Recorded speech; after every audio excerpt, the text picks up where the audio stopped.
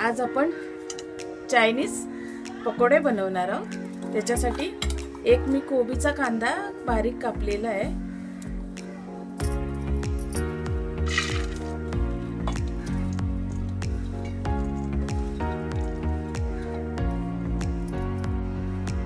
या लसणीच्या पाकळ्या 10-15 आहेत, ते मी किसले आहेत आणि एक आल्याचा तुकडा मोठा घेतलाय, तो पण किसलाय, तो पण दोन्ही आपण ह्याच्यात घालूया।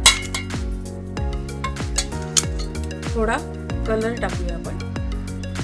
एक वाटी कॉर्नफ्लॉवर घेतलेला आहे। एक वाटी आता मैदा घालते।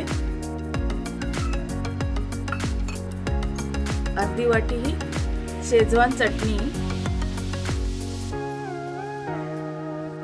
एक चमचा मीठ घालते।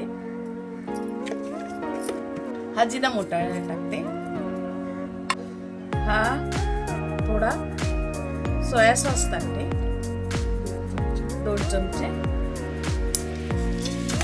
आता आपण हे सगळं मिक्स करूया।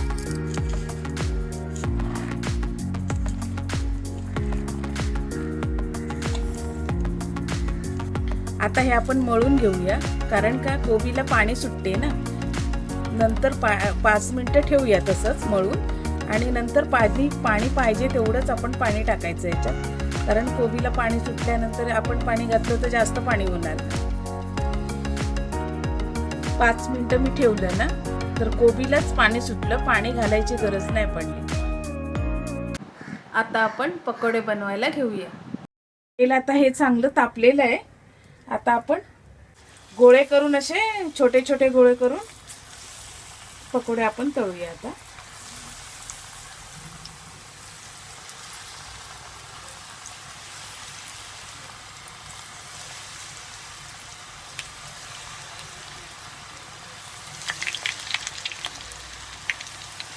आता आपले चायनीज पकोडे तयार आहेत। तेलातून आता काढूया आपण बाहेर असे, आणि जरा वेळ तेल नितळायला ठेवूया।